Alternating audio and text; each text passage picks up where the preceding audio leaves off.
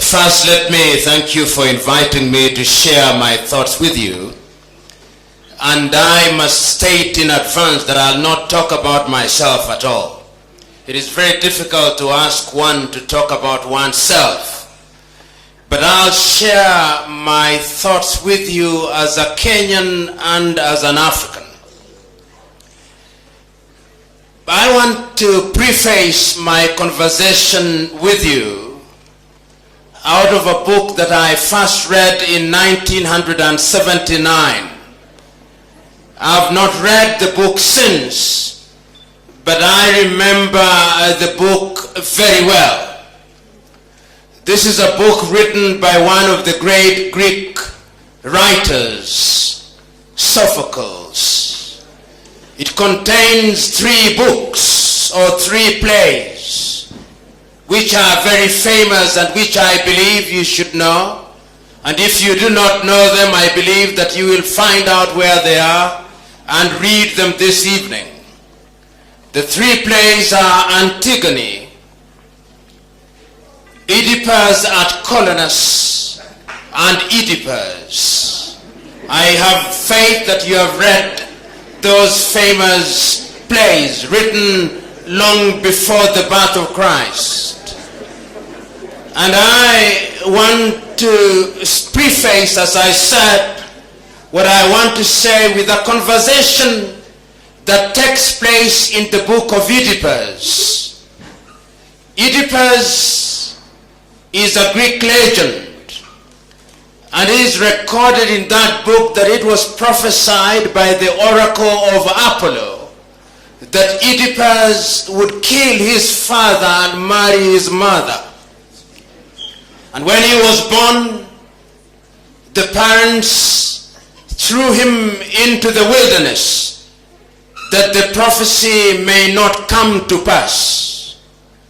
Unknown to them, the little boy was picked up by somebody and brought up, and in his adulthood he heard about the story, and he tried to run away from home.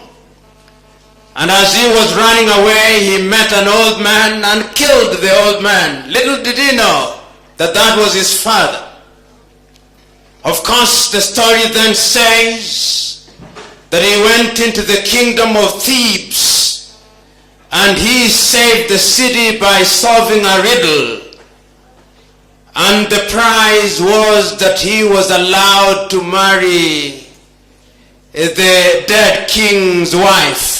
Little did he know that the dead king's wife was his mother, Jocasta, his father having been King Laius. Then tragedy started striking in Thebes.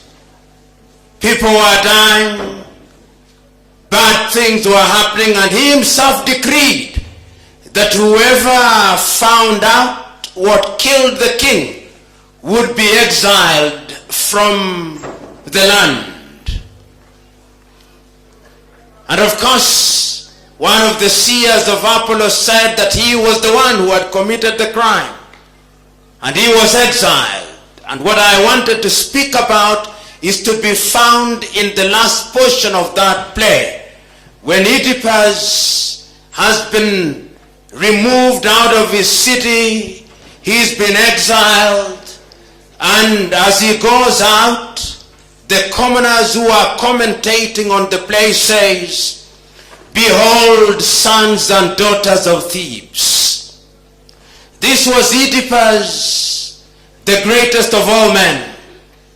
He was envied by all men. Behold, what a tide of misfortune swept over his head. Then learn that mortal man must always look to his ending, and none can be called happy until the day that he dies and carries his happiness to the grave in peace. Why did I want to cite that? That is equally true, that none can be called successful until the day that he or she dies and carries his success to the grave in peace. As long as we are alive, any claim that we are successful is not only arrogant but misguided. For the moment, what we appear to be doing is that we are on the right path. And what you should do is to pray that we should continue to be on that path. History has demonstrated times without number that men whom we thought to be successful betray you at the 11th hour. And therefore, ours is to be humble. I'm still with you in Greece.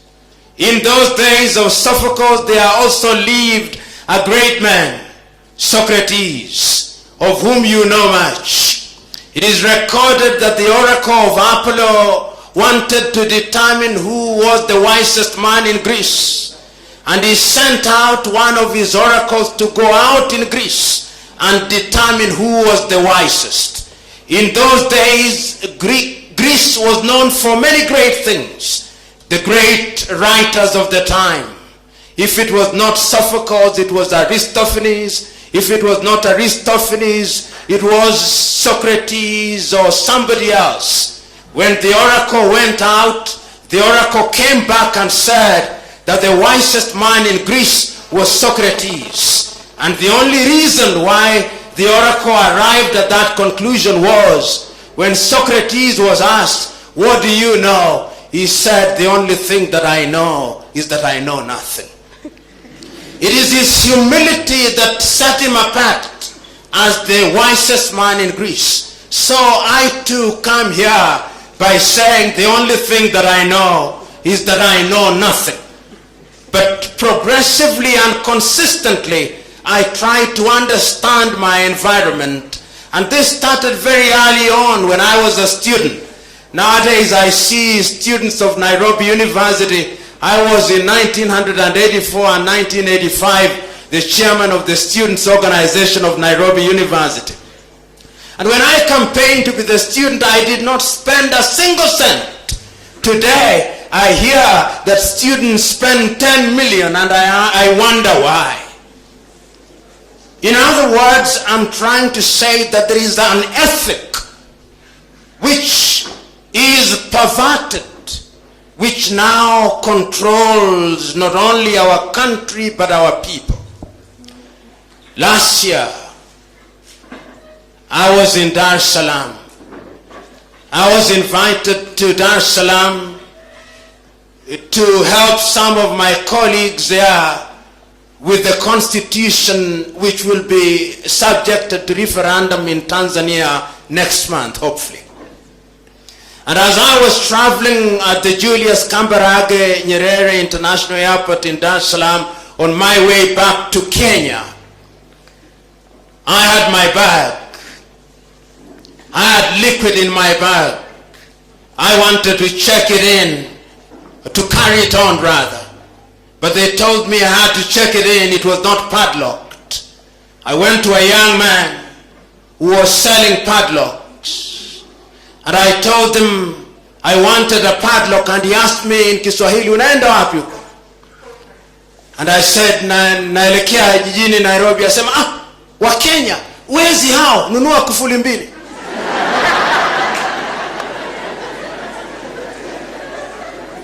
That tells you the image of Kenyans that is out there.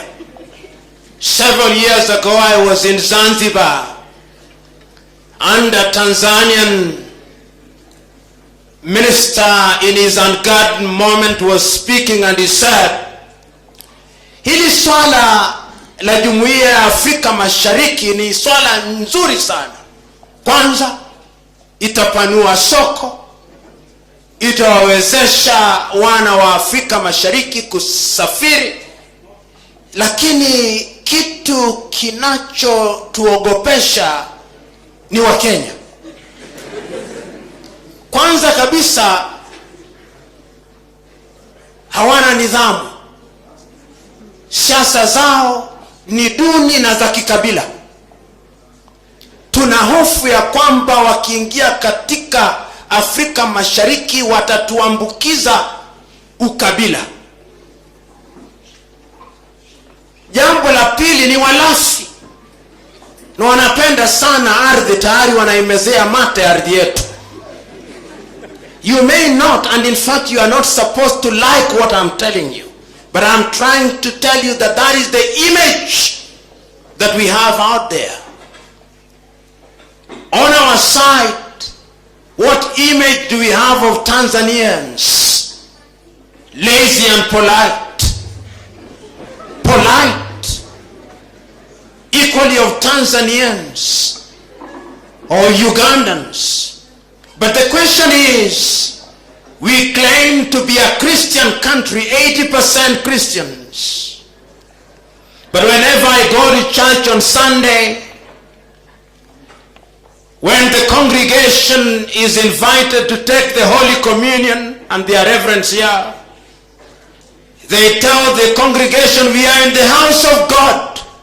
But ladies, carry your bags, because there are people who may steal. Even in church, we steal.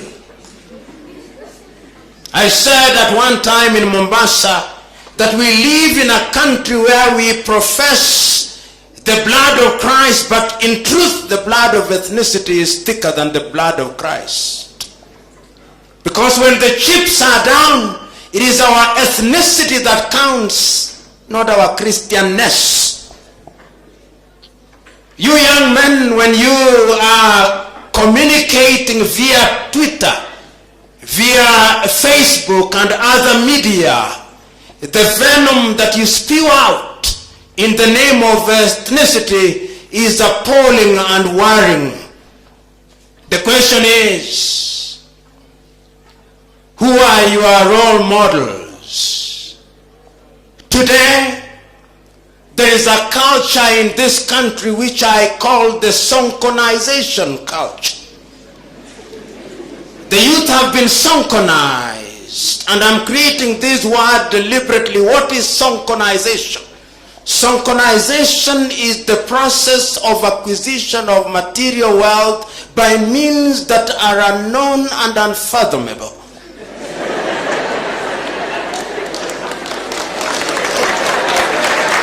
And once it has been so acquired, is to distribute that wealth with abject abandon in order to entice the people whose only desire is to acquire wealth by whatever means. Today, that is what dominates in this country and what dominates in Africa. And one of the most difficult things to be in Kenya today is to be truthful and to be honest. If you speak the truth and if you are honest, it is very difficult to survive in Kenya and in Africa. Our indiscipline as a people and as a population is manifested in our roads, it is manifested in our markets, it is manifested everywhere. We see it with our leaders at all levels. Those are our role models.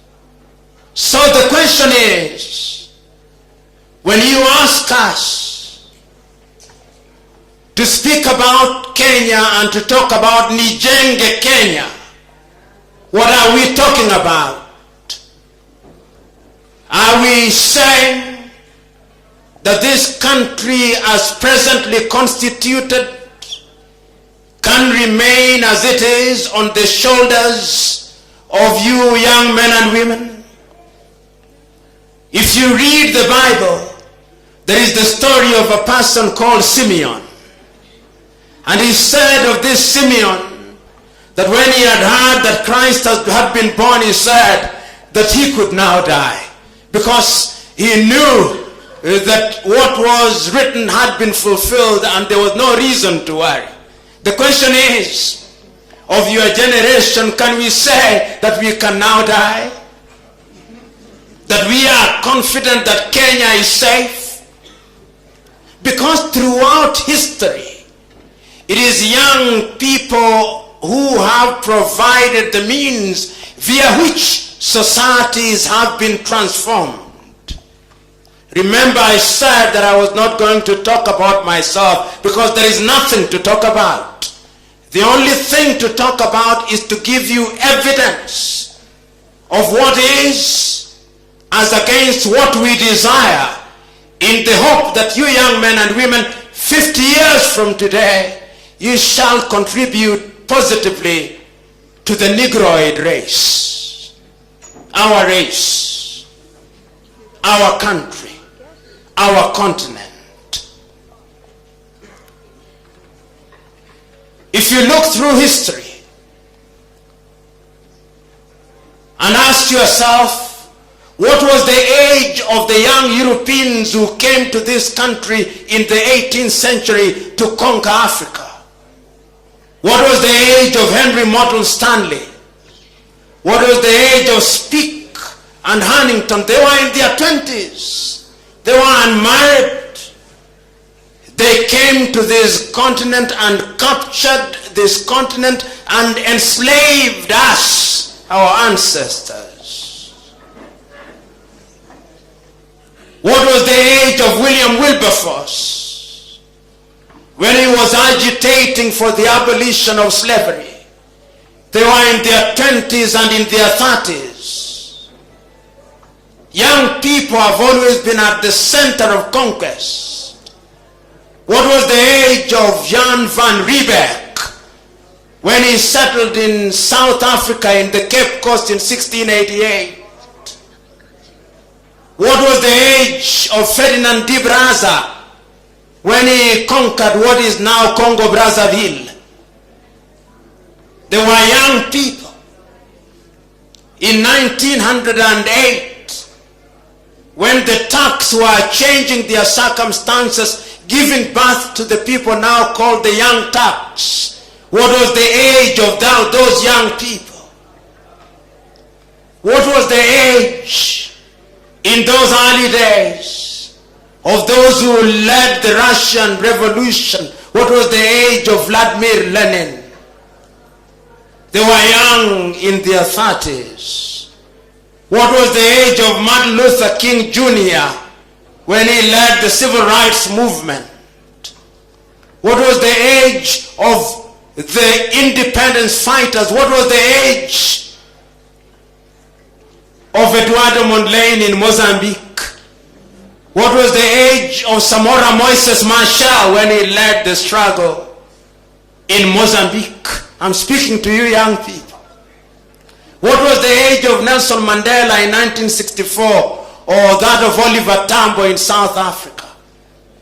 What was the age of Sam Nujoma and Toivo ya Toivo in Namibia? What was the age of Agostino Neto in Angola and Holden Roberto and Jonas Maviro Savimbi? They were young people. I'm taking you through Africa in order for you to appreciate, and I want you to look at the map of Africa. What was the age of Kenneth David Kaunda in Zambia and that of Hastings Kamuzu Banda in Malawi? What was the age of Thomas Joseph Mboya in this country? What was the age of Julius Kambarage Nyerere and Oscar Kambona and Apollo Milton Obote and Patrice Emery Lumumba and Modibo Keita and Ufe Boigny and Kwame Nkrumah? What was their age? Your age. And at that time they knew only one thing, that we had to liberate the continent. They had no wealth. They had only one thing, conviction.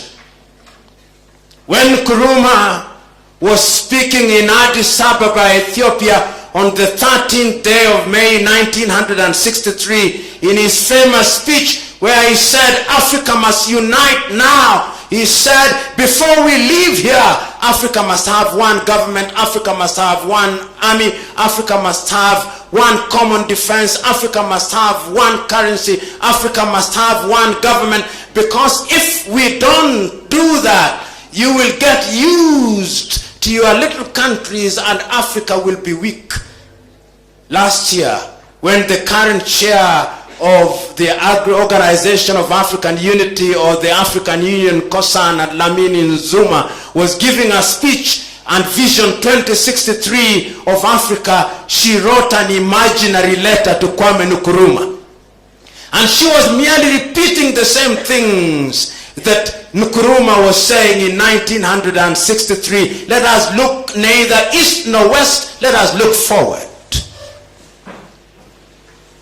50 years down the line, what does Africa offer? Because we are talking about role models. What does Africa offer us today? The African economy is $1.2 trillion. That is the combined GDP of the African economy. The economy of Brazil, with 151 million people, give or take, is also $1.12 trillion. The economy of Russia is the same size as the economy of Africa, with 1 billion people. Intra-African trade is no more than 20%. Africans are dying younger than they were in 1963. All the diseases that we thought we had conquered are back. Leprosy is back. Malaria is back. And as if we are being visited by other plagues, Ebola is alive and well. HIV is alive and well. That is the Africa in which we live. The question is your generation going to be the generation that will liberate us? On the evidence that I have, I do not think I'm confident. On the available evidence, I do not think so. Why don't I think so? Because your generation is attracted to that which is European and American. Young men and women, what are you seeking? The green card. And I've said it in different forums. Young men and women are dying in the Mediterranean when they want to go to Europe and America. Young men and women are attracted to things that are not African. I was at a forum and I asked my audience, in order to test how familiar they are with Africa, I asked them, who is the president of Namibia? How many of you know that Hifikepunye Pohamba is the president of Namibia? How many of you know that the president of Mozambique is called Nyusi? You do not know, but you know the footballer who scored last night in the football match between Villarreal and Barcelona. It has always been a battle of the mind, and if our minds are not in our control, 9 out of 10 times we'll always lose out. That is how grim the reality is. When I look at Africa today, I can now appreciate how we were colonized. Every time we were always afraid to confront our reality. If you look at the Kenyan economy today, even if it grows, for whom does it grow? Let us look at different sectors before I come back to my theme and conclude quickly. The Kenyan economy is the largest economy in East Africa, with a GDP after rebasing of 50 billion United States dollars. The Walmart supermarket in the United States of America last year had an annual turnover of 450 United States dollars. In other words, Walmart supermarket with 3,000 employees generates more money than 42 million of us combined. And yet we are the biggest economy in East Africa. So for whom are we growing? Let us look at the different sectors. Let us look at the communication sector. Who owns Safaricom? Forget the little things that you buy at the Nairobi Stock Exchange, which is no more than 10%. It is Vodafone. Who owns Orange? It is French. Who owns Airtel? It's the Indians. Tell me what you own. Let us go into the beer industry. Aside from Keroshe, who owns East African breweries, forget the little things that you do in the Nairobi Stock Exchange. This token of 10% which is sold to you to humor you. I'm not telling you that you sell it, but I'm just giving you the reality. Go to the tea industry. Who owns the tea industry? Who runs Finlay's? who runs the coffee industry. Go to Thika, who owns the pineapples, is Del Monte. Who owns our railways, the Rift Valley Railways, which is South African? What do we own? I want you to think about it in that way. It is not lost on me that the TV stations will be back on air so soon after the visit of Aga Khan. It is not lost on me despite what others may say. In other words, I'm saying that we may talk about role models, but the Europeans and other civilizations know what they want. So there is no point of talking about myself. There is only every point of pointing out to you what you need to do. Today, every other civilization know what they want. The Europeans know what they want, and they are going about it steadily as they have over the years. The Americans are clear about what they want, and they follow it steadily. The Arabs forget Syria and Iraq. The Kuwaitis know what they want. The Qataris know what they want. The United Arab Emirates know what they want. The Bahrainians know what they want. The Omanians know what they want. The Asians know what they want. The South Koreans know what they want. The Japanese know what they want. The Vietnamese know what they want. What do the Africans want? Do they know what they want? If they knew they would not be rising, the Nuer would not rise against the Dinka in South Sudan. If they knew what they wanted, the Shilluk would not be abducting armies, little children, so that they may fight the Nuer and the Juba government. A young government. He was born in Nyeri, and he said at age 60, I'll change Nyeri. And he was now 70 and discovered that he could not change Nyeri. He is now 80. And he was born in Karima, and he said, I now change my village. He was now 90. At 95, he said, I wish I'd changed myself. Don't be of that ilk. The only thing that needs change is yourself. Once you change yourself, there is no limit to what you can do. Let me stop there. God bless.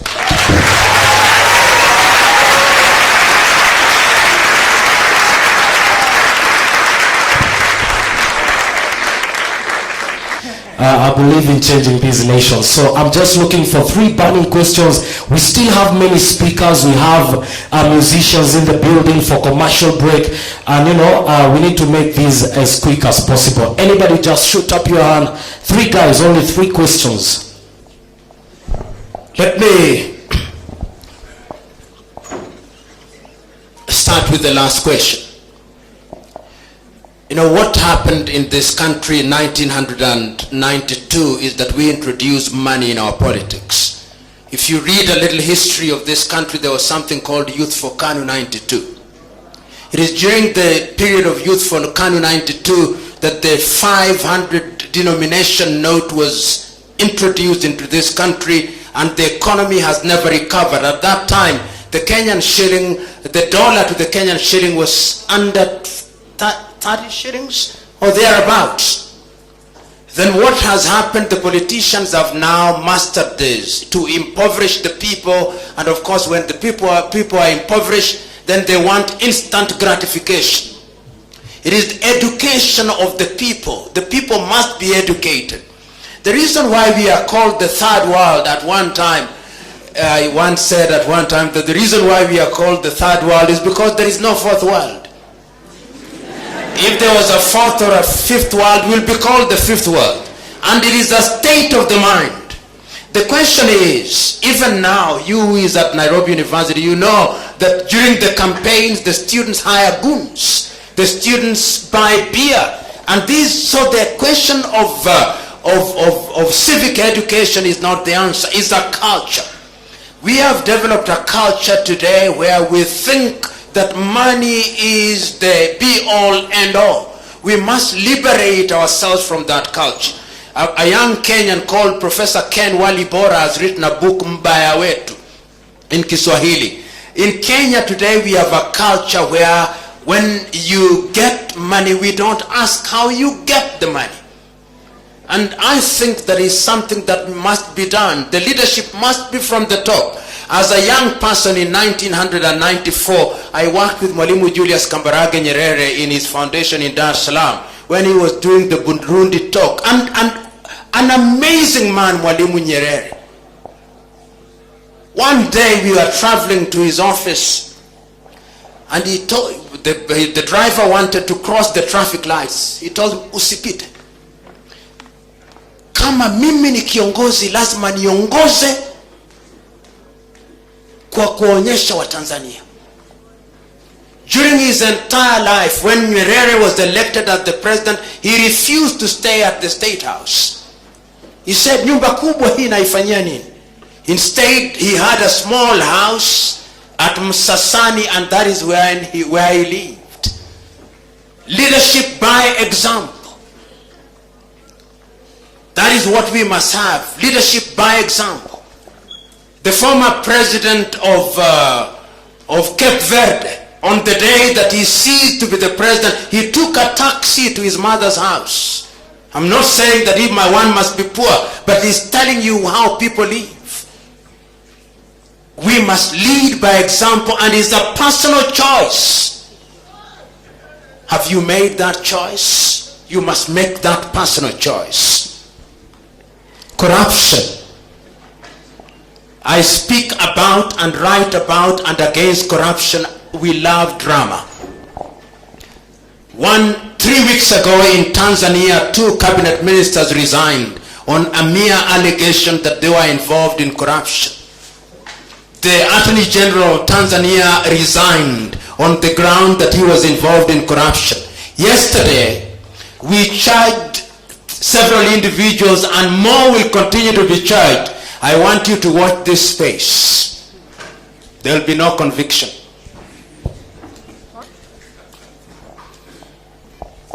Three years down the line, I pray there is a conviction. But I fear there will be no conviction. We love drama, so the newspapers will dramatize. Where is the Tokyo case? When I'm answering your question, when I was the director of the Anti-Corruption Authority, I want you to read the answer on the day that they amended the law to abolish our offices. One of the ministers, who is now a cabinet minister, said, you must remove these fellows. If you don't, we'll all be in jail. We arrested one cabinet minister, and he told me to my face, I'll be acquitted, and he was acquitted.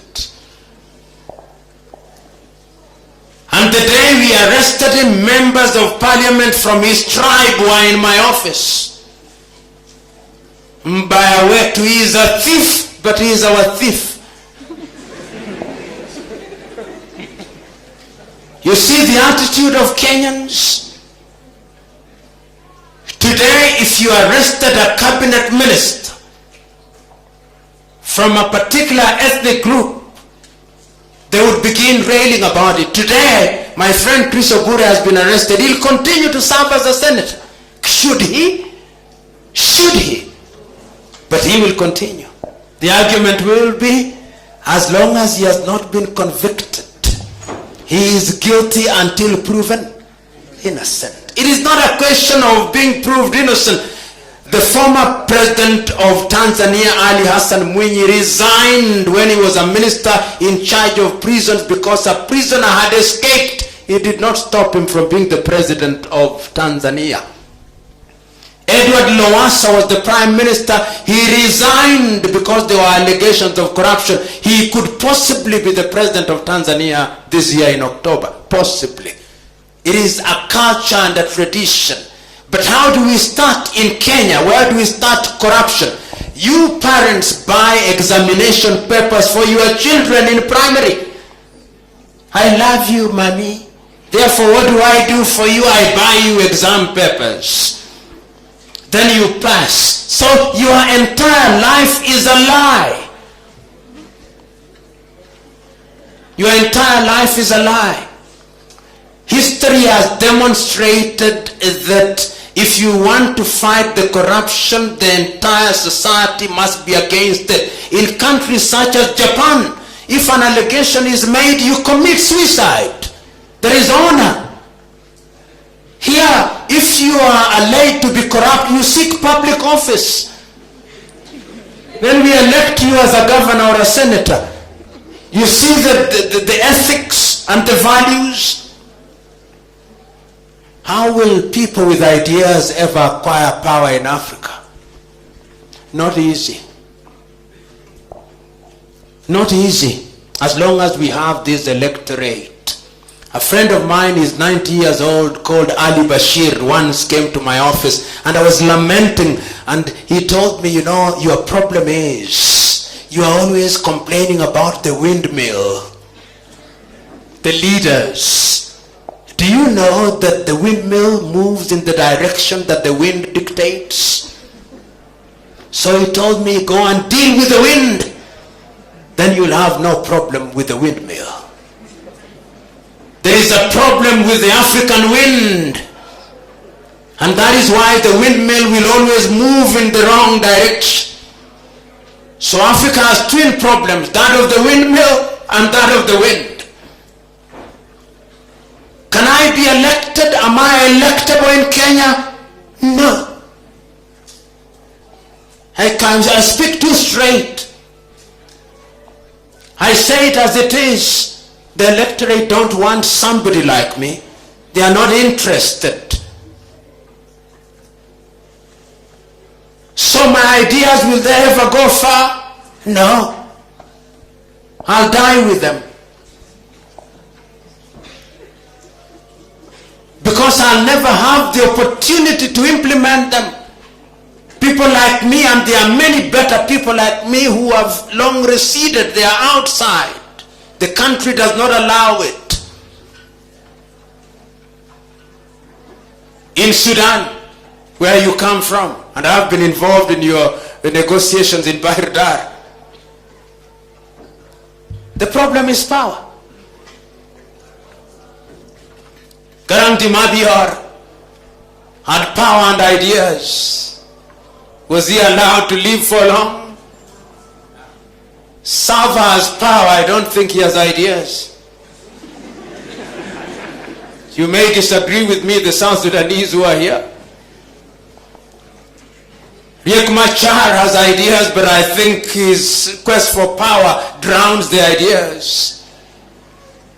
And for that reason, the people of South Sudan will pay for it for the next 10 years, unfortunately. There will be no peace in South Sudan in the near future. I've been involved sufficiently to know.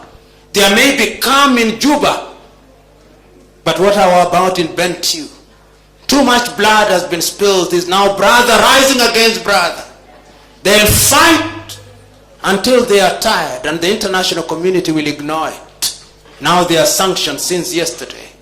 The people with ideas have no power, and the people in Burkina Faso, there was a young man called Thomas Sankara with ideas. He came, said, change the name of the country from Upper Volta to Burkina Faso.